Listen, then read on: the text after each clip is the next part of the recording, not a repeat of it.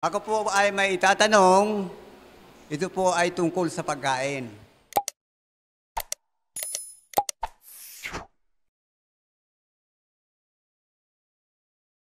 Ako po ay galing sa Iglesia ng Dalahican. Ako po ay may itatanong, ito po ay tungkol sa pagkain. Ang Panginoon po ay pumili ng 70 mga alagad. Sila po ay inutusan na dalawa-dalawa.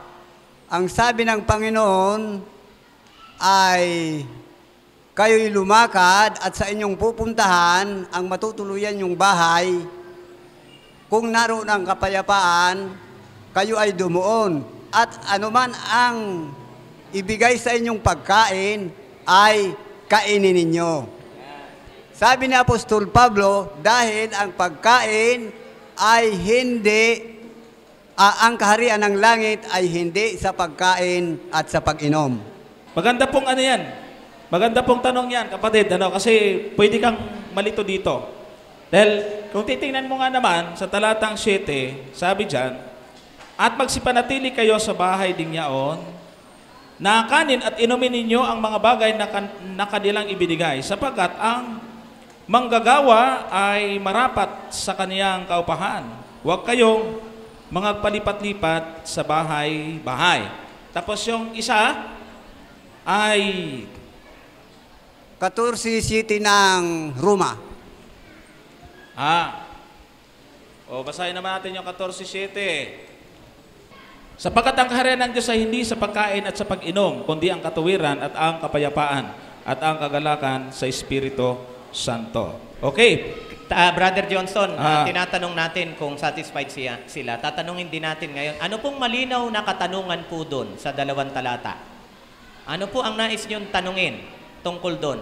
Ay tinatanong ko po yun kasi alam mo naman na pag nabasa natin ang talatang yan, yung talatang 2 na yan, ay ang Panginoon pala hindi pwede pala natin nakainin yung kung anong ibibigay sa atin sa ating pupuntahan. At sabi ni Apostol Pablo, dahil sa ang pagkain at sa pag-inom ay hindi... Yan, okay, nakuha na natin. Ito sagot po natin. Ito. Bakit gano'n ang sinabi sa talata? Saan ba kasi sila pupunta? Saan? Ito ang sagot. Mateo 16. Kundi bagkos magsiparon kayo sa mga tupang nangaligaw, nangawaglit sa bahay ni Israel. Kaya pagkain nila doon, walang problema. Kaya sabi, kainin nyo, kahit anong ihain. Yan. So yung lugar pa lang, dapat alamin nyo na. Kasi, tandaan natin, bago pa yung, sabi nga sa leksyon natin kung hindi pa doon sa panahon ni Pablo, na tinawag para sa mga hintil, ang unang purpose talaga at unang target ng mga apostol, Israelita talaga para hanapin yung mga kalahi nila. Kaya walang problema sa pagkain. Hindi rin sila kumakain ng karamandumal. Kaya sabi, kung anong ihain sa inyo, kain ninyo, wag na kayong kusahan sa pumupunta. Kapareho ng pananampalataya Ayan. Ipapangaral nila sa kapwa mga Israelita. Kaya, alam natin na itong four gospel na ito ay magkakapareho minsan ng tinutukoy, bagaman ibang paraan ng pagkasabi, pero iisa ang pinapatungkulan. Kaya binanggit ho yun doon sa Lucas, kasi naroon sila sa mga bahay-bahay na puntahan nila, mga Israelita din. Yan. Kaya pinapakain, ang ihain. Ngama yun. Yan.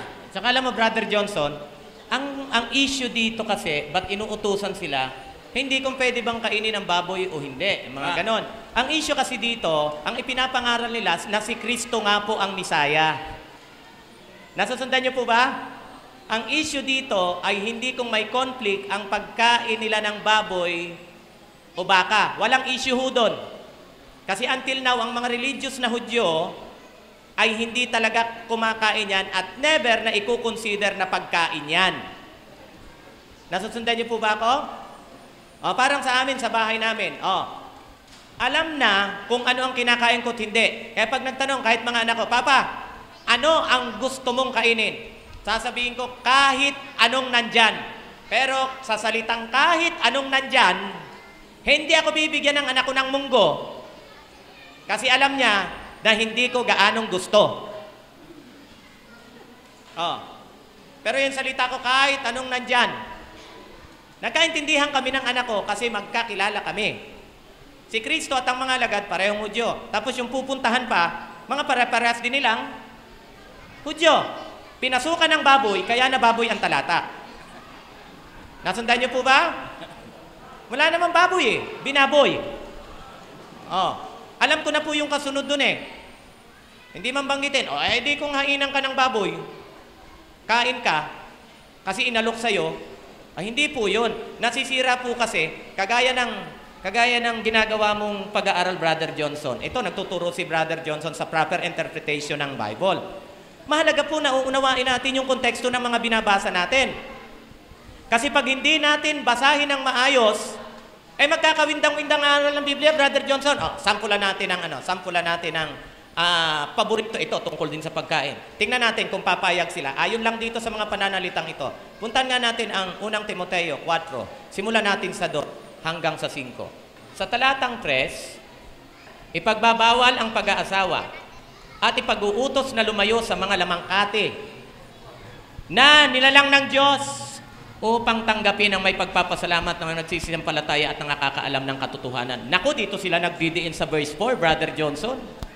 Tingnan natin ang verse 4. Sapagkat ang bawat nilalang ng Diyos ay mabuti at walang anumang nararapat na itakwil kung tinatanggap na may pagpapasalamat. O kita nyo anya? Bawat nilalang ng Diyos ay mabuti at walang anumang nararapat na itakwil kung tinatanggap na may pagpapasalamat. Tingnan nyo, yung salitang bawat, lalahatin nila, pero alam nyo po, pag binalikan natin, hindi sila papayag. Sabi dyan, bawat nilalang ng Diyos. What if sabihin ko, what if kung ikaw ang gusto kong kainin? Nilalang ka rin naman ng Diyos, tama? Magpipray lang ako at pasasalamatan kita, Panginoon. Salamat po. Ito ang gusto kong kainin ngayon. Amen. Payag ka. Pati ka papayag, inilalang ka rin ng Diyos. O, tingnan nyo, doon sa bawat, Brother Johnson. Mahirap dyan, bato, nilalang din ng Diyos. Kita nyo, bawat.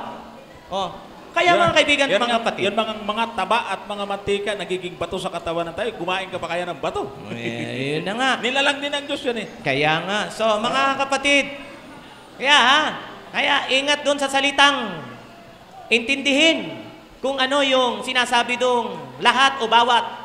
Brother Johnson, balik mo sa 3. Ano ba yung bawat na pwede? Pwede na pinasalamatan. Sabi diyan, pinagbabawal ang pag-aasawa ay pinag-uutos lumayo sa lamangkati na nilalang ng Diyos upang tanggapin na may pagpapasalamat ng mga nagsisisampalataya at nakakaalam ng katotohanan. Ito, pansinin niyo po, ang nagkakaalaman dito, yung mga nakakaalam ng totoo at may pananampalataya. Ang problema, ang alam lang nila baboy. Yung lamangkati diyan, tanong, baboy ba yan? Ang pinag-uusapan dyan, lalo't Hudyo ang nagsalita nito. Pansinin nyo ha, si Pablo ang nagsulat nito. Pagkasulat yan, kahit balikan nyo sa original na salita, sa Grego, broma. O bromata. Ibig sabihin ng broma, ito yung mga allowed. Ito yung mga pwede na nilikha ng Diyos na pwedeng kainin. Kung iintindihin maigi, malinis yung talatang yan. Walang marumi dyan. Maluinis yan. So mga kapatid, kaya ayan po, ingat-ingat. Hindi porke lahat na. Hindi porke bawat. Ulitin ko, maging sila hindi nila tatanggapin. Bawat nila lang. Paano nga? Di justified na yung cannibals. Kumakain ng... Kayo, tanggap nyo. Kahit sila, hindi. See? So mga kapatid, ingatan yung pagbabasa. Bago ibigay, Brother Johnson, madalis na natin tong binabanggit. Na pag hindi natin binasa at inunawa ng maigi ang mga binabasa at pinag-uusapan, talagang mawibindang tayo. Di ba madalas na nating sinasampol? Nabasa daw nung isang malabo ang mata, pero nabasa niya, ay ang apog magaling sa mata. Punas agad. Punas agad. Ay nabulag. Sabi niya, akala ko ba ang apog magaling sa mata? Hindi tinapos. Yun pala ang karugtong, kung gusto mong mabulag. Kita mo? Pinunas agad Natuluyan. Sa halip na malabo lang, tuluyang na bulag. kasi hindi muna tinapos at inintindi ang kabuuan. So ganun po yun. Sa Biblia, ganun din. Kasi kung hindi nyo uunawain, o kagaya, tatay, pasintabi ha, yung ginagawa ng kausap mo, sasabihin ko sa iyo, napakadelikadong pag-aaral ng Biblia yan. Ha? Napakadelikado. Bakit? Pwede nga nating pagdungtungin eh. Bakit tumangis si Jesus? Kasi nagbigti si Judas. Di ba? Pwede nating gawin na yung nanukso kay Eva doon sa hardin. Si Pedro. Bakit? Sabi ni Kristo kay Pedro, lumagay ka sa likod ko, Satanas! Ikaw ay tisod. Wow! Si Pedro pala yung si Satanas. Eh di siya palang tumukso kay Eva. Kaya pag ganyan mga pag-aaral tayo, delikado. Ulitin ko, yung malinis na talata, mabababoy. Kasi kahit hindi kasama, sinasama. Ang tawag po dyan sa pag-aaral, yung tinatawag na systematic na pag-aaral ng Biblia. Dapat kasama yung context. May binabanggit pa mga Brother John sa mga sinasabi mo rito. Context, cotext, mga ganon ha. Context, syntax. Semantics. Marami. Kasi para maintindihan mo ng lubusan ang Biblia. Isa na lang, Brother Johnson. Sige, eto, tanong ko na lang po sa inyo. Bakit ba sa dinami-dami ng lugar,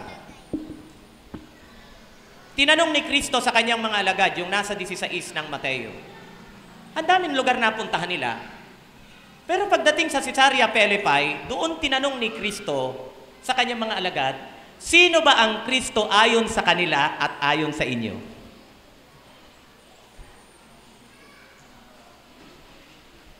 Kita nyo, nakangiti lang ang bayan ng Diyos. Ulit ang tanong. Bakit ba sa dinami-dami ng lugar na napuntahan ni Kristo at ng mga alagad? Bakit bukod tanging sa Caesarea Philippi, doon niya tsinempong itinanong ang tanong na sino ba si Kristo sa kanila at sino naman ako para sa inyo? Anong meron sa Caesarea Philippi? Bakit doon niya itinanong? Alam niyo kung ano? Sige, sirit na po. Alam niyo po, kasi ang Caesarea Philippi, nung pag-aralan niyo po ha, ang Caesarea Philippi, nung mga time na yon, ay nandun yung iba't ibang mga santo at mga Diyos-Diyusan. Nandun, nakapalibot yung mga ribulto na mga Diyos-Diyosan na kinikilala ng iba't ibang tao. Ha, kanya-kanyang Diyos. Kanya-kanyang Diyos. Kaya pagdating sa lugar na yon, tingnan ko nga kung anong pagkaintindi ng mga alagad ko, sino ako. Sino ako sa kanila at sino ako para sa inyo? Ang sabi ni Pedro, Panginoon, ikaw ang anak ng Diyos na. Parang sila, kita nyo? Mabutit alam nyo na sa dinami-dami ng mga Diyos-Diyosan na nandito, nasusundan nyo po ba ako? Mabutit alam nyo na sa dinami-dami ng mga Diyos-Diyosan na nandito, alam nyo na ako'y galing sa langit. Hindi ako katulad ng mga to. Are you with me mga kapatid? See? Yung lugar, akala nyo lang, napadaan lang. May mga purpose yun sa pag-aaral. Kaya ngayon, alam nyo niya, now you know kung bakit doon itinanong ni Kristo yung ganung bagay. Bakit? Sakto. Sakto, nasa lugar doon magkakaalaman. Ano bang pagkaintindi nito mga alagad ko? Baka ako itinuturing lang din nilang kaparehas ng mga... Di ba? Sa mga kapatid, background, lugar, pangyayari, alamin, bakit doon ginawa, anong meron, para lalo nating maintindihan. Tama yung mga binanggit na halimbawa ni Brother Richard. At doon sa pag-aaral, may binabanggit tayo kanina, binanggit yung context. Mahalaga po yon. Doon sa context, mga kapatid, ay may tinatawag na immediate context. Yung pong mga kasunod lang na talata. Pero meron din pong tinatawag na remote or historical context na ito ay wala doon sa talata, pero isang senaryo ang tinutukoy. At alam po ba ninyo, pag pinag-aralan ho natin yung interpretation, kung paanong aalaman yung historical nitong Roma 14, na inyong itinanong din, na ang kaharian ng langit ay hindi sa pagkain at sa pag-inom. Ang historical context nito ay masusumpungan ho natin sa 1 Corinto Kapitulo 8. Ito po ay may kinalaman sa mga pagkain sa mga inihandog sa Diyos-Diyusan. Tama po. Kaya, ang Kapitulo 14 ng Roma, marami doon ang gulay na lang. Kasi, ang tingin nila sa inihaan sa Diyos-Diyusan ay hindi karapat-dapat. Ano po? Kaya sa kanila, kung babasahin ninyo mula sa talatang 1, yung story nun, ay yung iba, yung mahihina daw, kumakain na lang ng gulay eh. Dahil Tama. sa kanila, pag kumain ka ng inihain sa Diyos-Diyosan, ay malaking kasalanan yon. Kaya yung 17, konteksto yun noon na hindi sa pagkain at sa pag-inom ang kaharian ng langit. Pero anong ibig niya sabihin na hindi sa pagkain at sa pag-inom? Hindi nakasalalay ang kaligtasan sa pagkain na inihain sa Diyos-Diyosan. Na pag nakakain ka, hindi ka naligtas at kailangan hindi mo kakakain ito para ikaw siguradong ligtas. Yun ang konteksto. Kaya kung titingnan nyo yung Kapitulo 8 ng Unang Korinto, ay binabanggit ito sa talatang 4, tungkol nga sa pagkain ng mga bagay na inihain sa mga Diyos-Diyosan. Nalalaman natin na ang Diyos-Diyosan ay walang kabuluhan sa sanglibutan at walang Diyos liban sa iisa. Kaya nga, ang payo niya sa 13, kaya kung ang pagkain ay nakapagpapatisod sa ating kapatid, kailanman ay hindi ako kakain ng lamangkati upang ako'y huwag makapagpapatisod sa isang kapatid. Pag pinuntahan mo yung Kapitulo 10 ng Unang Korinto, ganun din ang sinasabi. Lahat ng mabibili nyo sa pamilihan, kainin ninyo, bilhin ninyo, kanin ninyo. Pero pag may magsabi sa inyo, hinahain sa Diyos-Diyosan yan, huwag na kasi matitisod siya. Ibig sabihin, ang prinsipyo na yan, dapat yan sa atin din. Kahit na isang bagay ay hindi kasalanan, pero kung nagiging katitisuran, huwag na lang. Ayan ang ibig sabihin. So, ibig sabihin, yung inyong tanong ay hindi ito yung karumaldumal na pagkain, kundi may kinalaman ito dito sa Unang Korinto na ay sa Roma 14 na isinama nyo sa tanong, may kinalaman o sa pagkain ng sa mga inihain sa Diyos-Diyosan. Yun naman sa Lucas 10 ay ito naman yung paghayo ng mga alagad, ang unang mga sinugo nilang dalawa, hindi sila pumupunta sa mga hintil. Kaya kahit anong ihain sa kanila, walang bawal dun. Ayan, Brother Johnson, pinapakain. basahin ko dito sa text na to, yung 8:6. Pakiano nga sa Tagalog, kasi dito sa English, parang minsan may mga English version na mas malinaw kaysa sa sinasabi ng Tagalog. Mababaw lang po ito. Unang Korinto 8:8. Dito po sa pagkasalin sa aking Bible, sa Good News Translation, ang sabi dito, food, however, pansinin niyo po will not improve our relation with God. Sabi dito, we shall not lose anything if we do not eat, nor shall we gain anything if we do eat. Ano daw po? Ang context na nga po dito, yung sinabi ni Brother Johnson, yung mga karne na pwedeng kainin pero inihandog sa Diyos-Diyosan. Sabi dito, hindi naman mai-improve o makukulangan ang ating relasyon sa Diyos kung kakain ka o hindi. Pero uulitin natin, Brother Johnson, ang context may kinalaman saan? Sa malilinis na hayop na inihandog sa mga Diyos-Diyosan, na pinanghihinaan naman ang mga bago sa pananampalataya, na ito'y kainin. Pero ang sabi ni Pablo, wala namang kwenta. Kumain ka o hindi, walang mababago sa iyong relasyon sa... Uulitin natin, pagkain. Wala na naman pong baboy dito. Kaya pag siningit na naman ang baboy, mabababoy na naman ang talata. Ulitin po natin, napakalagang sinasabi ni Brother Johnson. Unawain ang context. Okay po? Okay. Kaya basahin ko rito sa Tagalog, Magandang Balita Biblia. Yung talatang 8, sabi. Hindi dahil sa pagkain, kaya tayo nagiging kalugod-lugod sa Diyos. Walang mawawala sa atin kung hindi tayo kumain ng gayon o ganitong pagkain. At wala ring kabutihang maidudulot sa atin kung tayo may kumain niyaon. So yun ang sinasabi. Kumain ka o hindi, hindi nakakapekto sa kaligtasan. Bakit? Malinis naman ang hayop yun eh. Kaya lang ang issue, inihandog sa Diyos-Diyosan. Kaya nga sa konselyo sa Jerusalem, na pagkasunduan doon, sabi sa ating leksyon, na hindi na kailangan tuliin, pero may payo sila sa mga Kristiyano, umilak sa inihandog sa Diyos-Diyosan kasi nagiging katitisuran. So hindi po natin issue ngayon yun. Wala na po, no? Kasi tatay, pagdating sa palengke, hindi na pwede. Obvious ba kung anong karne ng baka at baboy? Ako, pagpunta ko ng palengke, alam na, hindi ko na tinatanong, baboy ba to? Baka ba to? Hello, obvious na obvious. O kaya alam mo na kung anong bibilin mo pagdating sa palengke, tay ha? Alam nyo kung anong karne ang pwede sa ate. Alam nyo, hindi nyo na itatanong. At doon, iba na ang konteksto. Hindi na sasabihin, hindi ka na magtatanong, Mama, ito hubang baka bago katayin, inihandog ba to sa kung kani-kaninong Poncio Pilato? Wala nang ganong issue sa atin ngayon. Tama ba? Oh, basta baka, bili. Kambing, bili. Kalabaw, bili. Pag baboy, iwas. Hindi, okay na po.